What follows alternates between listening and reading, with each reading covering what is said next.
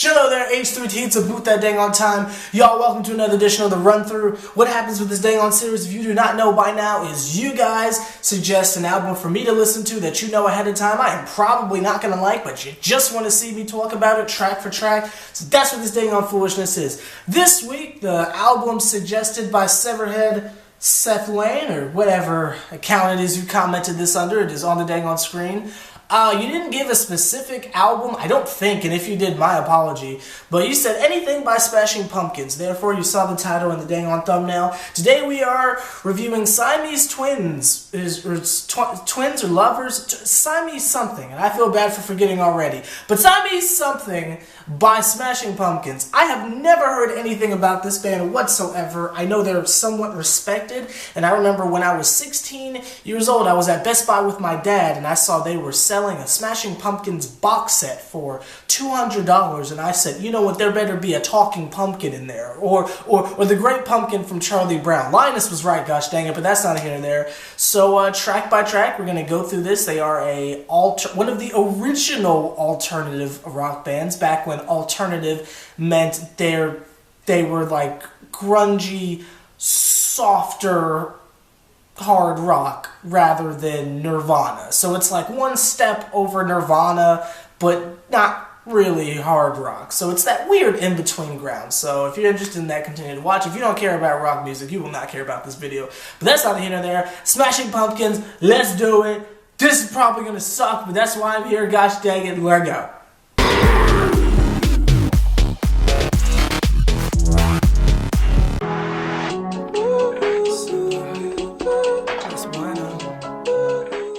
First track, I'm not even going to pretend like I know how to pronounce it. It's a cool intro track. From what I have gathered so far, this is 1993. So let me paint the setting for you. This is 1993. I am not born yet.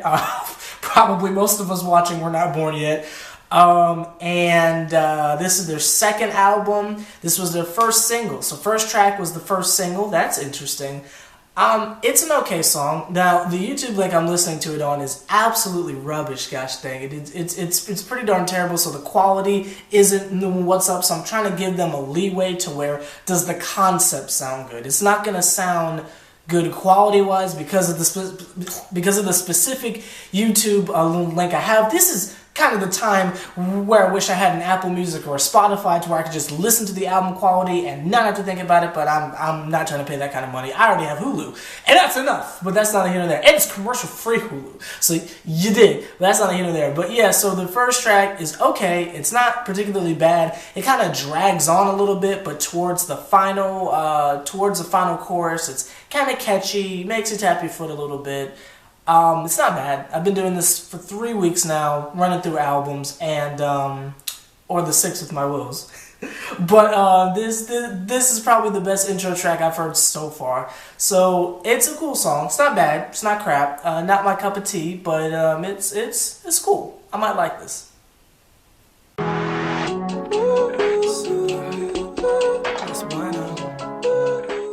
So this song is called Quiet.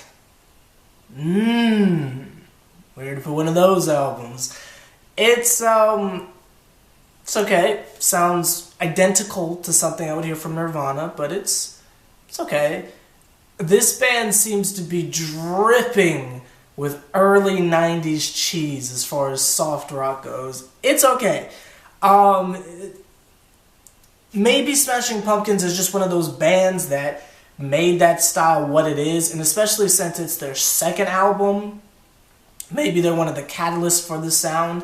It's like, if you listen to a lot of early metalcore, you listen to Shadows Fall, and you say, oh, this sounds a lot like All That Remains and Killswitch Engage. Well, that's because they're a part of the same scene that made that sound. If you're sick of Green Day, you probably shouldn't listen to Blink-182, because they're people that made that sound.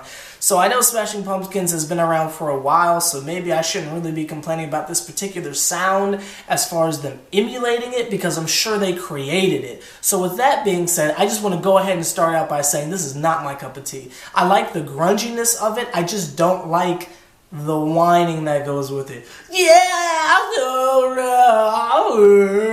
that's every freaking song so far. This song is no exception.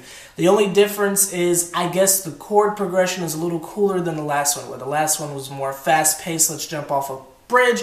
This was like, like it's more down low, I guess. I'm not really sure how to word it, but it's okay. It's not bad. I feel like I'm going to be saying that a lot this run through, but it's okay. It's not bad. It's just not very good to me. But again, as I say in every one of my reviews, music is subjective, so don't take my word for it. You might like it. Let's go on to the next track.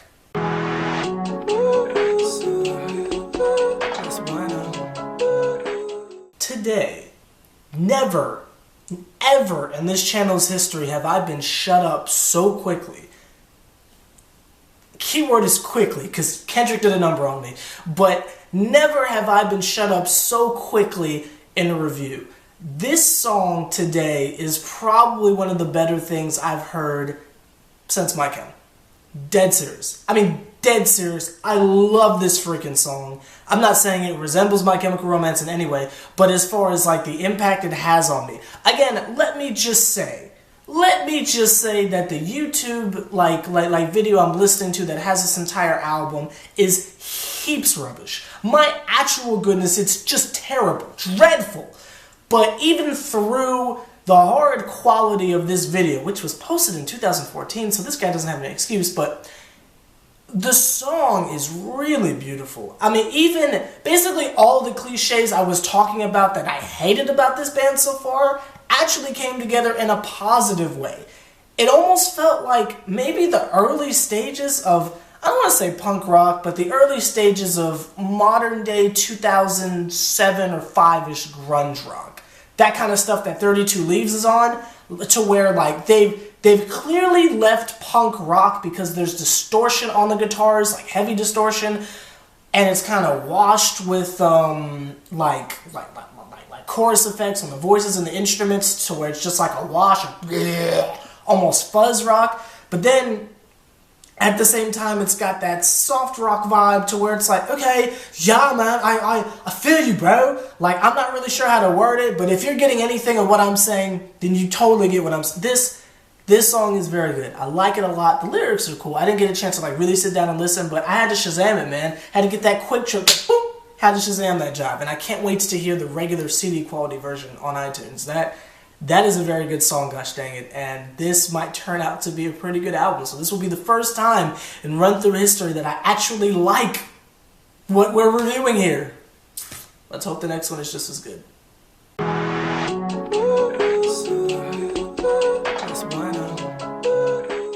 The oddly titled song Hummer. Now, at first I thought they were saying bummer, but then I listened closer, I was like, oh no, they're saying Hummer. I don't really know why it was called that. I'm not sure. Maybe that's like a term for something inappropriate or something. I don't know.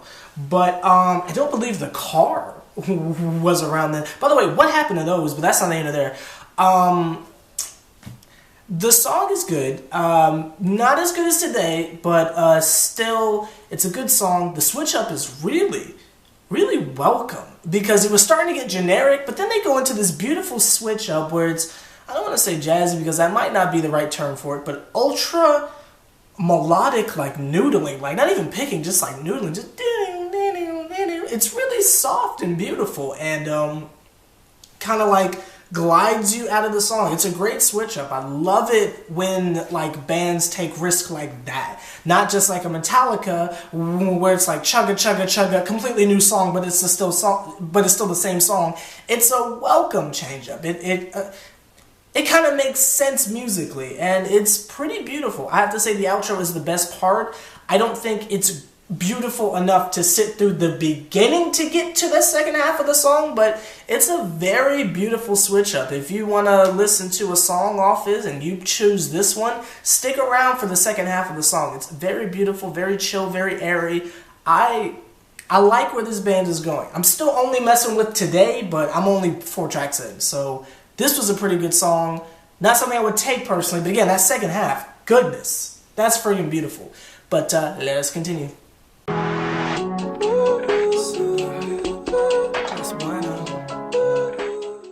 Rockets. Unfortunately, James Harden was not in the song. I was a little disappointed by that, not even gonna lie to you. You know how towards the end of one era and the beginning of another, you can really hear obvious remnants of the last era? Like, let's say Jay-Z's older stuff. Doesn't it sound a lot like Biggie or Nas? That's because that's probably who they were listening to at the time. I want to say Wayne sounded a little bit like Jay, but I don't believe that. Some people say, I don't hear that at all. But how like Drake's earlier stuff sounds identical to Wayne and Kanye West. This is another example. In this song, the very end of it sounds like something out of a rock opera. I had to check and make sure I wasn't listening to Queen. The end of this song went left very quickly with the words of Birdman. Like, I'm listening and I'm like, okay, this is okay. I mean, it wasn't anything I was going to take, but I was like, this is enjoyable. But then out of nowhere, they go to this... Oh, I almost threw up. Goodness. They went to this, my bad. It went to the shredding outro. And it's literally just... And it's not even like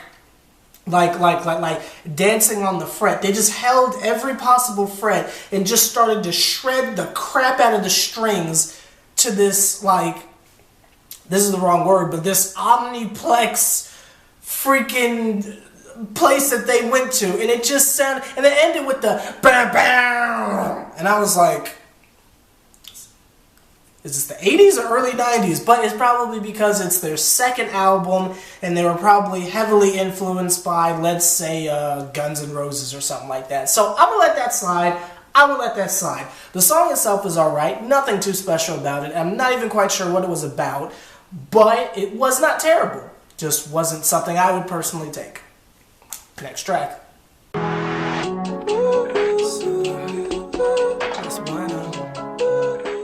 Disarm. Now this song did not feature anything from Killswitch Engage's album Disarm the Descent. Was disappointed, but it's okay. This is kind of like how on the last two albums, and like I said, this applies to everything, crosses all genres. It felt like one of those slow, sad songs you put on an album just because you need a slow song to put on a mainstream album. And I'm not trying to take away from anything that the song was actually about because I couldn't really tell. All I heard was whining. I heard,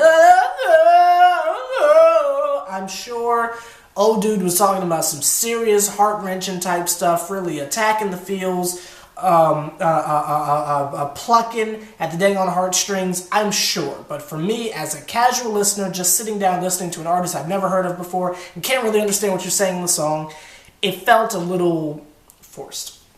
And force might be the wrong word. It's just, we've got an album where the entire tone is this laid-back, early 90s soft rock grunge type feel. And then out of nowhere, we hear something that you would hear on freaking, like, a Daughtry album. And it's like, what? It just feels a little out of place. Maybe if it was the last track and it was meant to be an outro that switches things up and makes you say, oh, okay. Or maybe since it's a track 6, it's like a transition into the next part of the album, a little side 1, side 2 joint. Maybe. Doing a little Janet Jackson. I don't know. But it didn't feel like it to me. And again, I'm an occasional listener, so I might not count as the demographic it's meant for. Heck, I wasn't even alive when this came out. But I just wasn't personally feeling it. Maybe to hardcore fans, oh, this is it. This is like your Welcome to the Black Parade. For me personally, I don't get it. It doesn't match the tone of the album at all. And it's kind of hard to take him seriously when you've got such a generic song like this with like the bell. There was like a bell that like dong dong dong. I'm like, whoa, are we really going Kelly Clarkson here? With the guy's voice, I'm like, nah, this ain't even Journey. Like you feeling like this ain't even Journey. And even with the whole formula, I'm not saying there can't be a slow song, but make it match the tone of the rest of the album. There's a way to keep in your little grunge house you've made here out of metaphorical rock angel bricks here. Rock angel bricks. What am I saying? But Just stick to that formula. Give me some grungy riffs, man. Make the song really low instead of really high. But don't go Archangel here. And my metaphors are really getting out of hand here. You might not get what I'm saying, but it just felt out of place and didn't match the rest of the tone of the album. If you want to go slow, keep it in the same tone of slow. It's like on one of my albums where it's like borderline dubsteppy pop instrumentals. If I were to randomly throw in there some double bass pedals, you would be like, Aaron, where are we going? It's got to be in the same tone. You feel me? I don't know. It's like, just like for me, this album feels like an orange, right? It just feels like I see the color orange when I hear this music, right? This felt like a random yellow. And yes, granted, yellow is close to an orange, but it's not freaking orange, man. You can't just throw a yellow in there. Come on. That's not either there. On to the next song.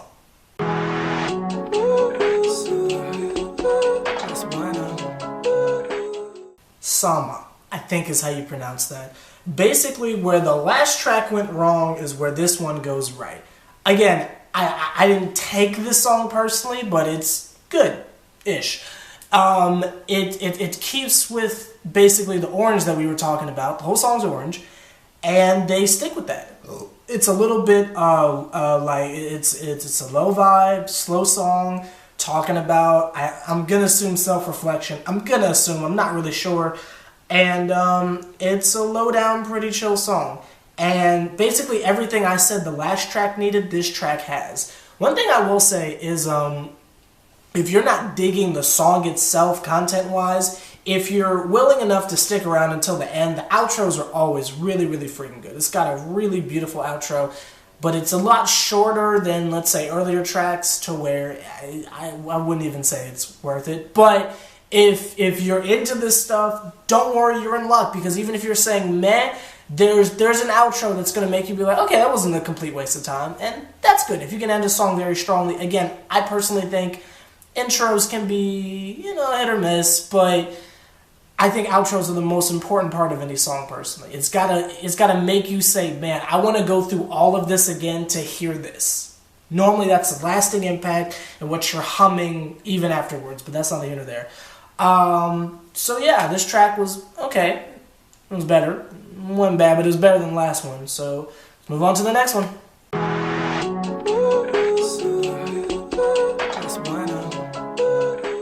Greek USA. Guys, they went Metallica on me. I'm chilling listening to the song and I'm like, okay, more of the same. Let's just try and get through it. And I noticed the length of the song. I'm like, why is this song so long? This song went to 3 different places. 3 different places. And I say different because they returned every now and again. But there's the first part of the song. Then there's a switch up. Not even a tempo change, a switch up. Well, it turns into a tempo change. Then it goes into a switch up where it's a completely different song within the same song. Then it goes back to the original song. Then it goes to a third place and never comes back. Now, something like that you would think I would be happy about because it's different and they're taking creative risks. The only problem is it's literally a completely different song it goes to. Now, if you stay at that different song and you come back maybe for like, just for the sake of being repetitive, to show familiarity, to give the song an identity, then okay. But we're talking about the song is here, the song is A. We're not even using colors anymore. The song is A, turns into B, goes back to A, then goes to freaking C. What? And then never comes back to A ever. Like, that's not even a proper rhyme scheme. Like, I was like, y'all doing a little much. Let's go back to colors. We're sitting at an orange. We go to yellow again, a borderline white. We go to white, then we go back to orange, then we go to black. What? Other than Halloween, what's going on here? You know what I mean? It's taking a little. To me, it feels like it's taking more than liberties. It's taking advantage of the listener's patience. And me being the listener, I won't stand for this foolishness. I'm not quite having a bad time, but at this point in the album, I'm not having a good time. We're going in the opposite direction of where I feel like we need to go here. But that's neither here nor there. The song is not very good, but again, that's subjective to my taste. So, yeah, let's go to the next song.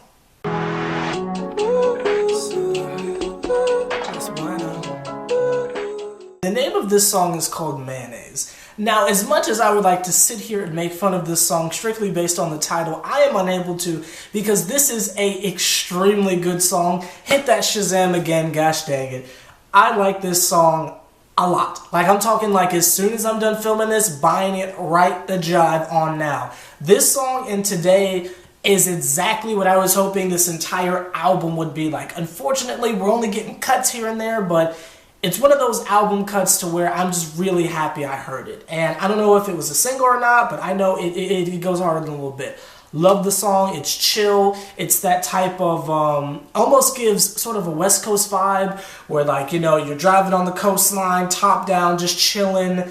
I really, really like these types of songs right here, and I love the sound. I love the vibe. It's making me want to check out more stuff by them to see if I can get some more here and there. Not quite Marble Index laid back, but definitely laid back. And I really like this vibe, I'm not gonna lie. So on to the next song.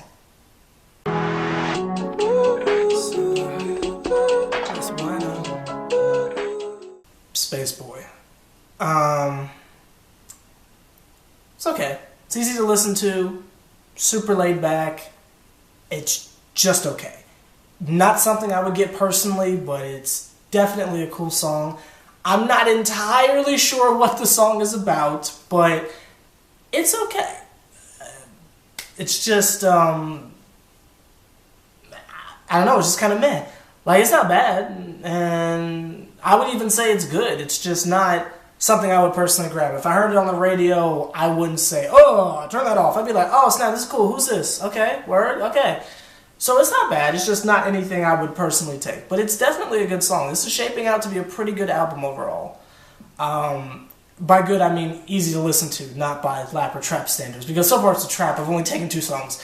But it's enjoyable to listen to, so that's good. I'm normally pretty irritated and angry in these reviews. I'm having a good time.